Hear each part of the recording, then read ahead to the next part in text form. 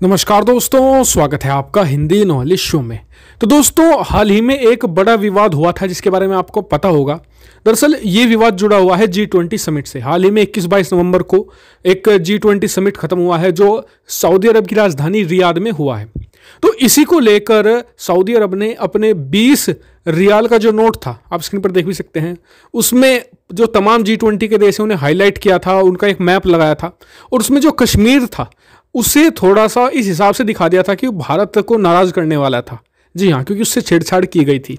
तो इसको लेकर भारत ने प्रोटेस्ट किया था सऊदी के सामने कि, और बहुत ही कड़ा प्रोटेस्ट था। और भारत ने साफ तौर पर कहा था कि सऊदी हर हाल में अपने इस नोट पर से जो ये मैप है इसे सुधार जरूर करे। जी हाँ, और भारत के इसी प्रोटेस्ट को लेकर उधर से पाकिस्तान भी चाहता था कि सऊदी अरब ये नोट बदले, क्योंकि कश्मीर को कुछ इस तरीके से दिखाया गया था कि उसमें से भारत को भी इशू थे और पाकिस्तान को भी इशू थे।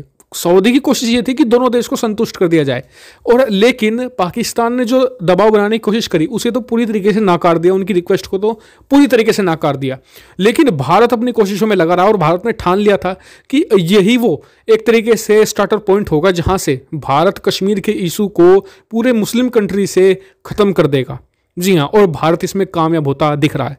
दरअसल आप स्क्रीन पर देखिए, यूरेशिया टाइम्स की एक रिपोर्ट है जिसमें बताया गया है कि सऊदी ने भारत के इस प्रोटेस्ट को बहुत ही गंभीरता से लिया है और इस नक्शे के संबंधित जितने भी नोट थे उन्हें वापस लिया जाना है। जी हाँ, उन्हें वापस लिया जा रहा है। साथ ही जो अब नया नोट आएगा, बताया जा रहा है कि नया नोट आएगा, उसमें पूरा कश्मीर भारत का हिस्सा दिखाया जाएगा। जी हाँ, ये रिपोर्ट है और तमाम जो मीडिया, बड़े बड़े मीडिया संस्थाएं, उन्होंने भी इसे छापा है और इंटरनल सोर्सेज हैं वो भी यही बता रहे हैं कि सऊदी अरब अब कश्मीर के इशू पर पूरी तरीके से भारत के साथ खड़ा होता दिखेगा। जी हाँ, निश्चित तौर पर यह होगा, क्योंकि अब सऊदी ने मन बना लिया है पूरी तरीके से कि वो पाकिस्तान का साथ छोड़ देगा और भारत के साथ जाकर खड़ा हो जाएगा। और ऐसा इसलिए भी कर रहा है सऊदी क्योंकि चाहता है वो कि भारत OIC यानी कि ऑर्गेनाइजेशन ऑफ इस्लामिक कोऑपरेशन का भारत मेंबर बने। ये एक संगठन है, ये दुनिया का दूसरा सबसे बड़ा संगठन है यूनाइटेड नेशन के बाद। जी हाँ, इसमें तमाम मुस्लिम देश हैं और सऊदी चाहता है कि इसमें भारत को शामिल कर लिया जाए, क्योंकि इसी ग्रुप के अंदर एक नया गुट तैयार हो रहा है जो एंटी सऊदी है और उसे लीड कर रहे हैं पाकिस्तान और तुर्की। तो अब सऊदी चाहता है कि इसमें भारत को शामिल करके उसका जो पकड़ है वो मजबूत हो जाए, क्योंकि भारत हमेशा फेवर करता है सऊदी को।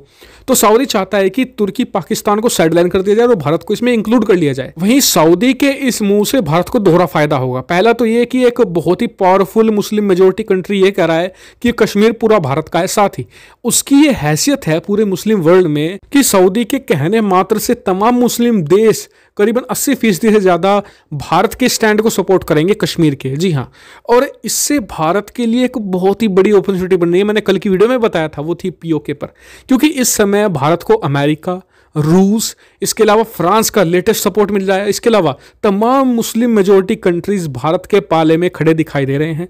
तो अगर भारत को POK को वापस लेना है तो मुझे लगता है कि इससे बढ़िया मौका भारत को मिलने वाला है। और मुझे लगता है कि आने वाला समय 1 साल और बहुत ही ज़बरदस्त भारत के लिए होने वाला है और एक प्लेटफॉर्म सज रहा है भारत के लिए कि POK को वापस ले लिया जाए, चाहे इसके लिए कोई मिलिट्री एक्शन ही भारत को क्यों ना लेना पड़े।